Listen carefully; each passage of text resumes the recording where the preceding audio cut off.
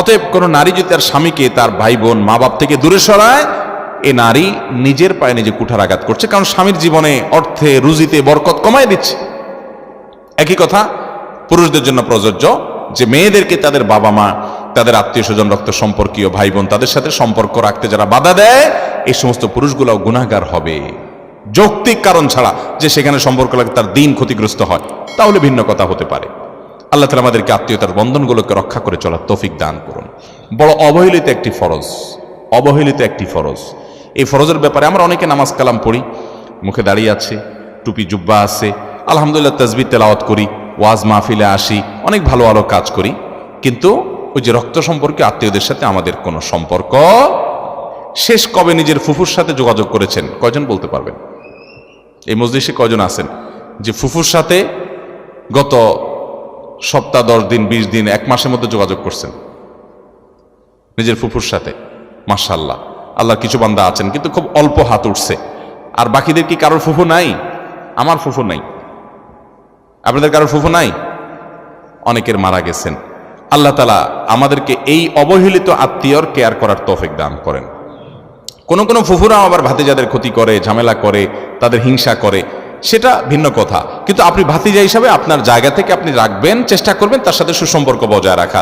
বিশেষ করে ফুফুরা বিয়ে দেওয়ার পর অন্য জায়গায় চলে যায়, ভাতিজারা সম্পর্ক রাখতে চায় না। আবার অনেক সময় সম্পর্ক রাখে না এই ভয়ে যে ফুফুরা না জানি কখন আবার ওই বাবার ভাই সম্পদ দাবি করে বসে।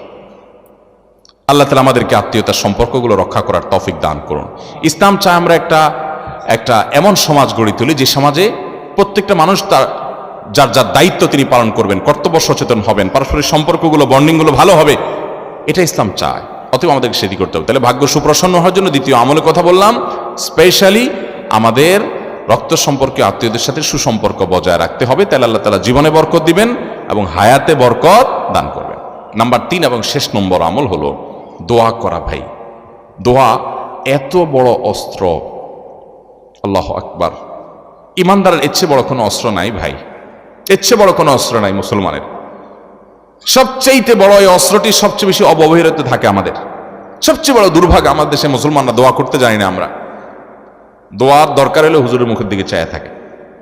আরে ভাই, হুজুরদের কাছে দোয়া চান, কিন্তু নিজে দোয়া করতে শিখেন।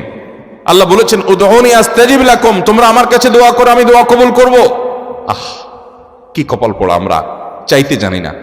নবী করিম সাল্লাল্লাহু আলাইহি সাল্লাম বলেছেন, পায়ের জুতার ফিতাটা ছিঁড়ে গেছে পথে চলতে গিয়ে, তোমার এটা ছোট বিষয়, ঠিক করে ফেলা যাবে, এটার জন্য তুমি আল্লাহর কাছে দোয়া চাও, এটার জন্য আল্লাহর কাছে দোয়া করো, সাহায্য চাও যে আল্লাহ এটাও একটা বিপদ, হোক ছোট, আপনি সাহায্য করেন। নবী করিম সাল্লাল্লাহু আলাইহি সাল্লামের পুরো জীবন দোয়া দোয়া দোয়া দোয়া। ওলামা একরাম জানেন নবী করিম সাল্লাল্লাহু আলাইহি সাল্লামের জীবনে কি পরিমাণ দোয়া তিনি পড়েছেন। ইমাম নবী রাহমাতুল্লাহ আলাইহি আল আজকার নামে একটা কিতাব লিখেছেন, হিসনুল মুসলিমের রচয়িতা, তার একটা কিতাব আছে, বাংলা হয়ে গেছে, বান্দার ডাক আল্লাহ ছাড়া, এই মোটা। ডক্টর খন্দকার আব্দুল্লাহ জাহাঙ্গীর রহমানের একটা বই আছে, রাহে বেলায়েত, আরো বই আছে, এরকম অনেক দোয়ার বই আছে, মোটা মোটা। তারপরে আরো অনেক বড় বড় মুহাদ্দিসগণ, আগের মুহাদ্দিসগণ আরো অনেক বড় বড় সংকলন রেখে গেছেন। নবী করিম সাল্লাল্লাহু আলাইহি সাল্লামের জীবনে প্রতিটা পদে পদে দোয়া, প্রতিটা পদে পদে। বৃষ্টি হচ্ছে তখন দোয়া, বৃষ্টি হচ্ছে না তখন দোয়া, টয়লেটে ঢুকছেন তখন দোয়া, বের হচ্ছেন তখন দোয়া, খাচ্ছেন তখন দোয়া, খাবার শেষ করেছেন তখন দোয়া, স্ত্রী সবার সময় দোয়া, বাসা থেকে বের হওয়ার সময় দোয়া, বাসায় ঢুকার সময় দোয়া, বাজারে ঢুকছেন তখন দোয়া, মসজিদে ঢুকছেন তখন দোয়া, পরিচিত অপরিচিত মানুষের সাথে সাক্ষাৎ হয়েছে, সালাম দিচ্ছেন, সেটাও একটা দোয়া, নামাজ শেষ করছেন তখনও দোয়া দিয়ে, দোয়া মাসরা দিয়ে শেষ করছেন, নামাজ শুরু করছেন সূরা ফাতিহা ইহদিনাস সিরাতাল মুস্তাকিম দোয়া দিয়ে শুরু করছেন, বিবাহ শাদী যে সংগঠন হলো এর শেষে নবী সাল্লাল্লাহু আলাইহি ওয়াসাল্লাম দোয়া পড়েছেন, দুধ পান করেছেন, দোয়া করেছেন, আরেক কিছু খেয়েছেন, দোয়া করেছেন। তার জীবনে দোয়া ছাড়া কিছু নেই, দোয়া এবং দোয়া। আর দোয়া ও হুয়াল ইবাদা, কত বড় অস্ত্র জানেন। নবী করিম সাল্লাল্লাহু আলাইহি ওয়াসাল্লাম বলেছেন, লা ইয়ারুদ্দুত তাকদীর লা ইয়ারুদ্দুল কদরা ওয়া ফি রিওয়ায়াতিন লা ইয়ারুদ্দুল কাযা ইল্লা দুআ। তিরমিজির বর্ণনায় কাযা আসছে, আর মুসাদ্দারাক হাকিম বর্ণনায় আল কদরা শব্দ আসছে, লা ইয়ারুদ্দুল কদরা ওয়া লা ইয়ারুদ্দুল কাযা ইল্লা দুআ। আল্লাহর নির্ধারণকে, একটা হাদিসে আসছে আল্লাহ যা নির্ধারণ করেন, ফয়সালা করেন, সেটা আর পরিবর্তন করেন না। কিন্তু এক্সেপশন হলো যে আল্লাহ নির্ধারণকে পর্যন্ত আল্লাহ পরিবর্তন করেন বান্দার দোয়ার মাধ্যমে। যদিও দোয়া করে যে পরিবর্তিত হয়ে কিছু একটা হবে সেটাও আল্লাহ আগে থেকে জানতেন, আল্লাহর কাছে অজানা বলতে কিছু নাই, কিন্তু দোয়ার মাধ্যমে।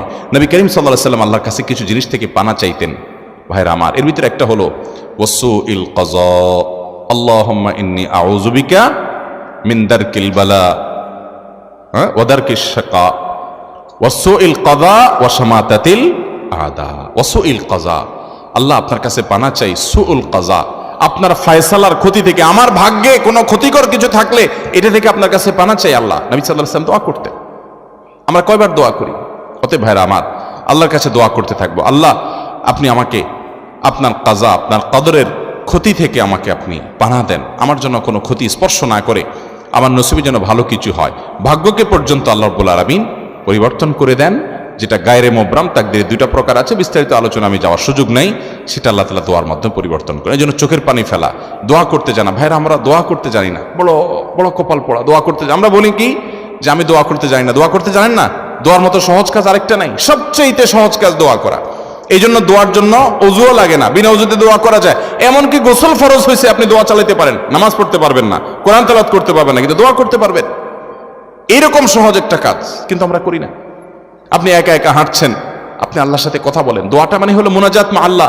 মুনাজাত মানে হলো কানাঘুষা, আল্লাহর সাথে কথা বলা, ফিসফিস করে। আপনার মনে অনেক ব্যথা, অনেক ব্যথা, কাউকে বলতে পারছেন না, খুব পেরেশানিতে আছেন।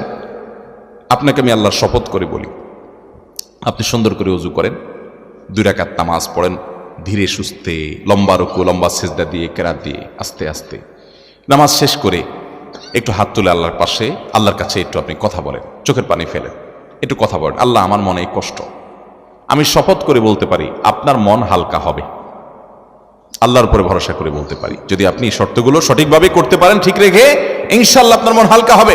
কারণ নবী সাল্লাল্লাহু আলাইহি ওয়াসাল্লাম ইজা ফাজাআহু আমরুন সাল্লা ওয়া ফি রাওয়াতিন ফাজাআ ইলা সালাহ, নবী সাল্লাল্লাহু আলাইহি ওয়াসাল্লামের জীবনে কখনো পেরেশানি আসছে সোজা নামাজে দাঁড়িয়ে যেতেন। আল্লাহ বলেছেন ওয়াস্তাঈনু বিস সাবরি ওয়াস সালাহ, তোমরা সালাত এবং সবরের মাধ্যমে আল্লাহর সাহায্য চাও, বিশেষ করে তাহাজ্জুদের সময়। এটা তো বিলুপ্ত হয়ে গেছে ভাই, এই আমল তো মুর্দা হয়ে গেছে আমাদের সমাজ থেকে।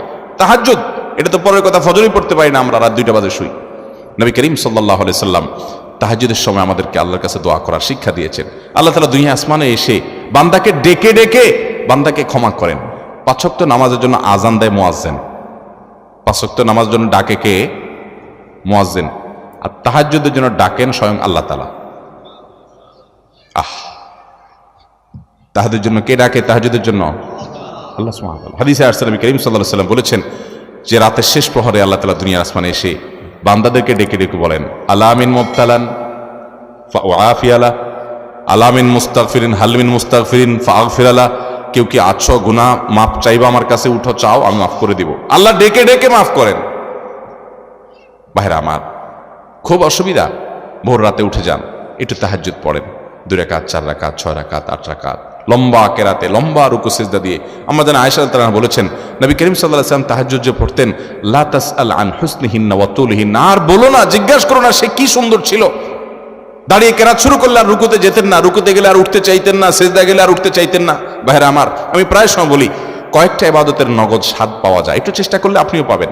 এটার জন্য কোনো বিশেষ বুজুর্গের দরকার নাই, আপনিও পাবেন। অবশ্য হারাম উপার্জন ছাড়তে হবে, চোখের জেনা ছাড়তে হবে, কিছু গুনাহ থেকে ছাড়লে ইবাদতের স্বাদটা বেশি পাওয়া যায়। কিন্তু তারপরেও আপনি শুরু করেন ধীরে স্থিরতার সাথে, সুন্দর করে, আস্তে আস্তে, ওয়াকারের সাথে, ইহতিরামের সাথে, আল্লাহ রাব্বুল আলামিনের শান এটা মাথায় রেখে ধীরে ধীরে আপনি সময় নিয়ে একটু রুকু সিজদা করেন, নামাজ পড়েন, সিজদা পড়ে যান, একটু চোখের পানি ফেলে দেন।